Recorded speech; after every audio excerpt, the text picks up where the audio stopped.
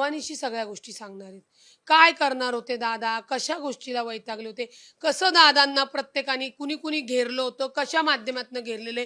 फक्त एवढंच सांगते की जे दादा खाली असताना करायचं राहिलं होतं ते दादांनी वर जाऊन बंधू बाबाच्या माध्यमातून समोर आणलेलं आहे. अनेक नेत्यांचे पण फोटो त्या बाबांसोबत आहे. ते सगळ्या नेत्यांची चौकशी झाली पाहिजे. 100% झाली पाहिजे.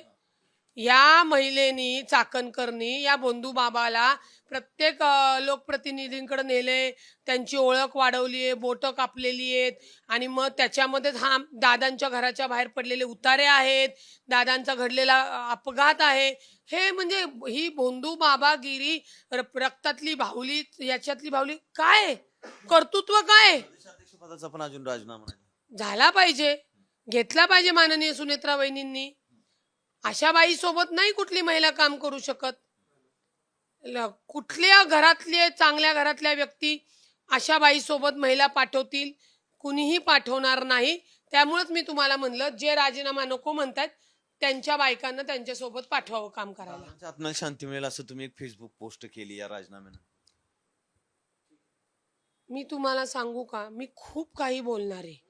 यातल्या खूप कडी सत्य जे मला मांडायचे, पण कुठेतरी दादा गेलेल्याचं अजून आम्ही सावरलेलो नाही आहोत. जेव्हा अजितदादा होते, अजितदादांना या सगळ्या गोष्टीच्या कल्पना होत्या. अजितदादांनी तिचा राजीनामा मागितला होता. माननीय सुनील तटकरे यांनी तो राजीनामा थांबवला आणि त्याच्यानंतर अजितदादांची ही घटना झाली आणि अजितदादा आज आपल्यात नाहीयेत. नाहीतर आज अजितदादांनीच यांना छडीच्या तालावर सरळ केलं असतं. छडीच्या तालावर हे येणाऱ्या काळात मी नावानिशी सगळ्या गोष्टी सांगणार आहेत. काय करणार होते दादा, कशा गोष्टीला वैतागले होते, कसं दादांना प्रत्येकाने कुणी कुणी घेरलं होतं, कशा माध्यमातून घेरलेले.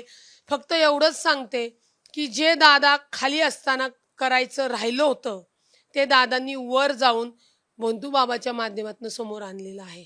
आणि लवकरच अजून काही गोष्टी या तुमच्या आमच्या समोर येणार आहेत आणि त्या गोष्टीला संपूर्णतः कारणीभूत चाकणकर मॅडम आहेत, हे तुम्ही एवढं लक्षात घ्या.